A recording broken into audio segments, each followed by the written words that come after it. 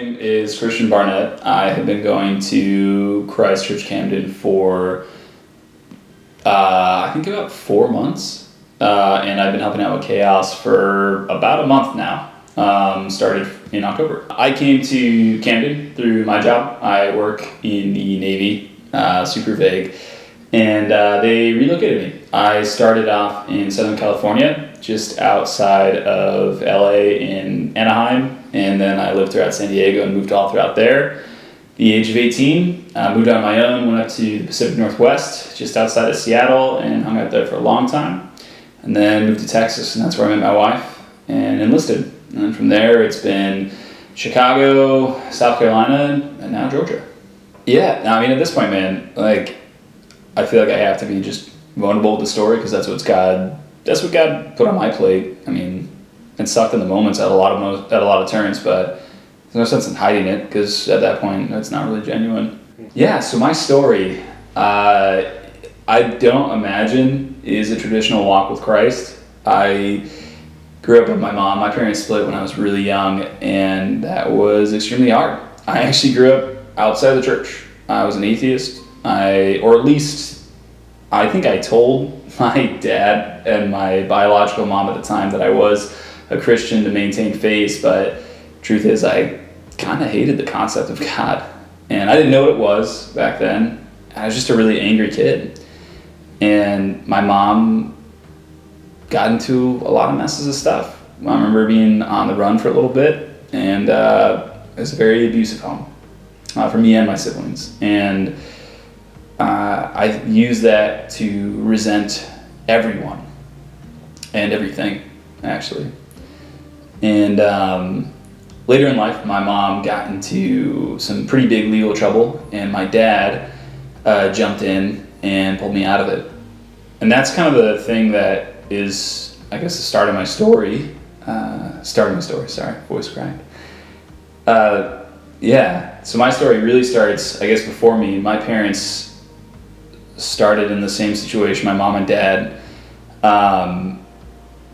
They both were kind of punk kids, and they did their own thing. And at one point, after having me, my father made the decision to clean up, and he, I guess, just noticed all the hard things that he was doing to himself in being self-indulgent and self-focused.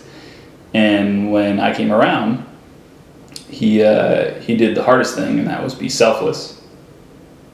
And I didn't notice this until I was much, much older, but that's what changed everything. My mom, she went, as I already said, just a path to being self-centered. And so when my dad took me in, it was me, him, my stepbrother, who's older, and my adopted mom, and then following a little bit later, my half-brother, Aiden. As I said, I wasn't a big churchgoer.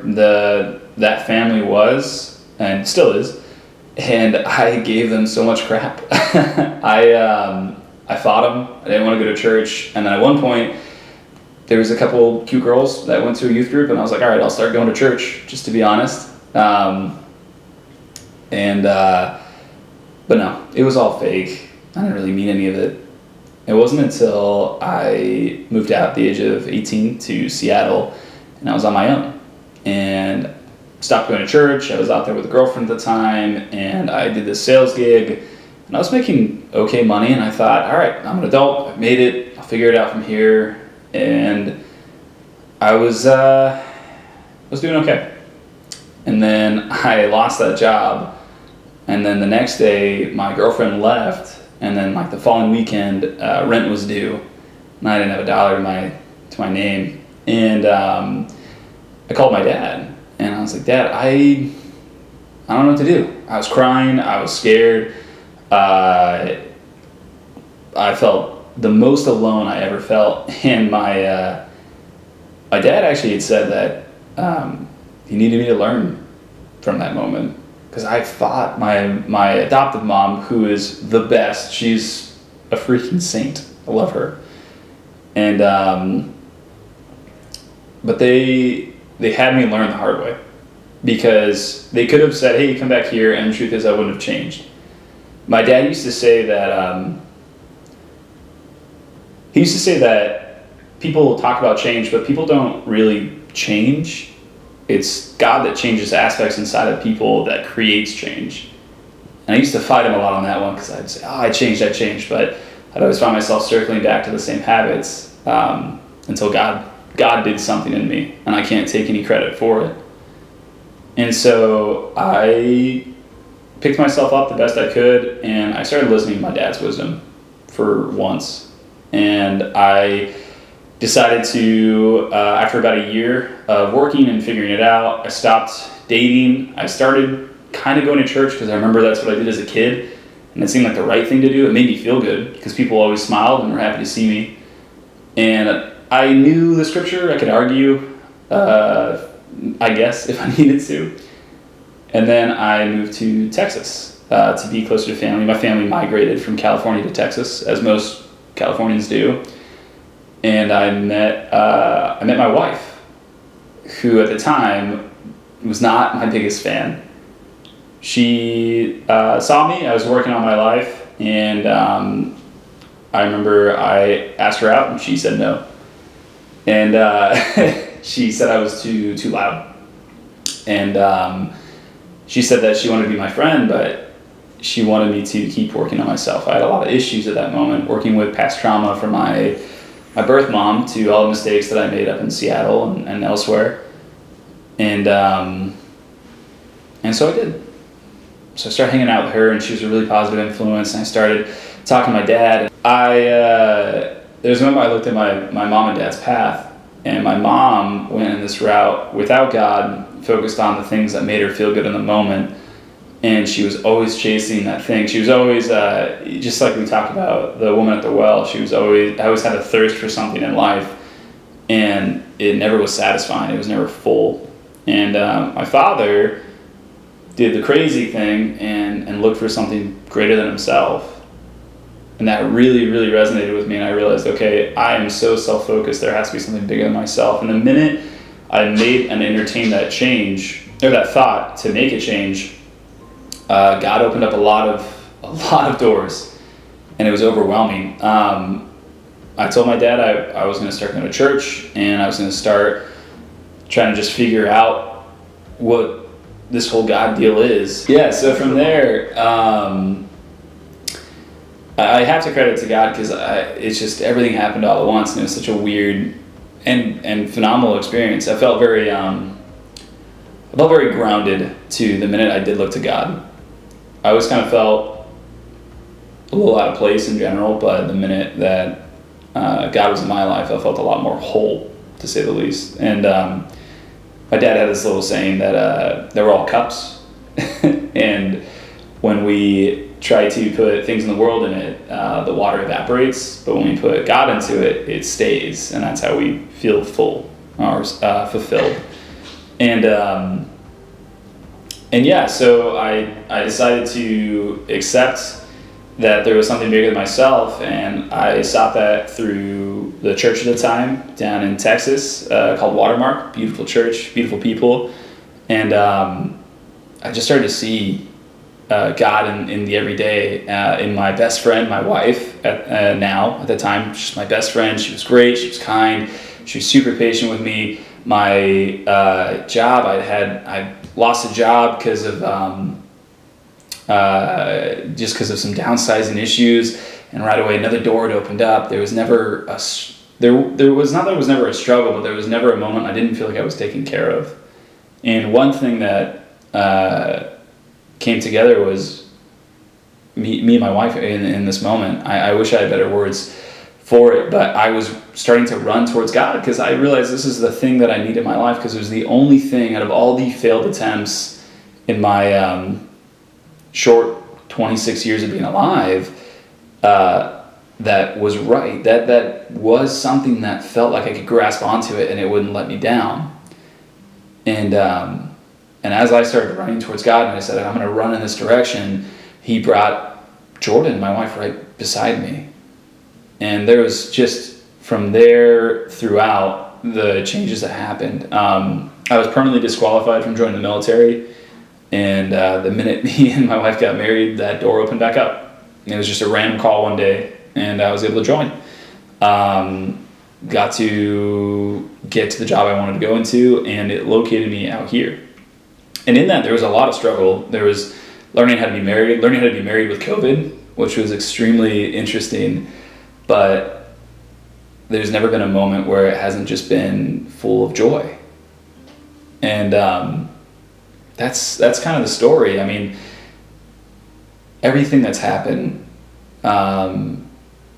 from being a scared little kid who used to get beat by his mom and be in that environment, to being just the punk teenager that fought his dad at every turn, to a sobering moment of sitting in my room at my dad's house because he let me stay there until my apartment was ready, just bawling my eyes out, trying to figure out why I felt so incomplete in this life.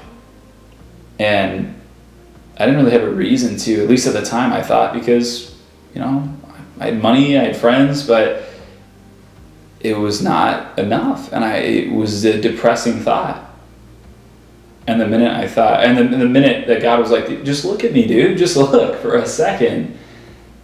And I can show you, sorry. just give me a moment of your time and I can change this for you. And he did. And because of that, I got a wife who is just incredible. We have friends now down here that apparently rebuild my truck on their off time, or invite us over for games, or I can go to any person at this church or in this community with the deepest of problems to the lightest of concerns, and it's a shoulder to either cry on or a hand to pray with. And all it was a decision to look at something bigger than myself, just for a moment, just for a second, and it changed everything. That's my story. Sorry. I think it was just a moment. It was a conversation. It was the only earnest conversation I'd had with God in my life, because again, it was this state of, why do I feel hollow? And it wasn't like a direct answer, but it was just such it was almost like an obvious answer. It was just hitting me in the face, and it was just that I wasn't enough, and that it didn't matter, drugs, alcohol, smoking, friends, money, whatever you want to put in those spots, it never will be enough. It was just a moment of clarity. It wasn't something cool. It wasn't fireworks or some light, but that's my story. Yeah, so I work with the 9th and 10th grade boys, so when I was a freshman in high school, if I had someone sit down next to me and talk about something between strength and identity, like, no matter how much we try to invest in the circles we're in or what we think is cool, our identity is something that, if it's not something solid, falls apart. And when our identity falls apart, so do we. And if someone explained that concept to me, I would have felt more secure in who I was as a person. And I would have looked for answers instead of hopping from the next thing to the next thing to fill a void. Because my identity wasn't in God, it was in the next thing, it was in the relationship, it was in the drink, it was in the next video game, because I'm a bit of a nerd. So there's that. And if someone had just said, hey, look at who you really are, who you even want to be, and ask yourself the lines, like, to draw yourself there. Are you worthy in this moment to even be the person you want to be? And the answer would have been no every single time. Part of the time it still feels that way. And then strength. I wish I had someone sit down next to me and tell me what isn't my fault, and have the strength to let go of a lot of anger that I held on to. Because that ruined me for a long time. And it, if not for my father's and my adopted mom's unyielding patience, would have ruined a relationship there. But the strength to let go, understanding what isn't my fault, And then also having the strength to own up to what is. And I needed a call out. That's what I needed, was someone to tell me who you're trying to be is fake, but what you want to make out of this life isn't. And it's a very possible thing. You just need to start thinking more inward instead of just acting outward. For a student who's listening, or for any of the guys and gals on the couches right now, I hope to an extent you can't relate to parts of my stories, but if you do, just know you're not alone, and that if you are struggling with these things, life gets a lot better the minute we start to put our faith and our efforts into God. I'm a prime example of it. I was going nowhere fast, and because of that, that's what happened. If you get anything from my story, I hope it's that you grow to understand that God can make straight lines with crooked sticks. And I'm happy to explain that more if you guys see me around, but that's the truest thing I've come to learn. Also, I think that's a lyric by Propaganda, good Christian rapper, if you like that music.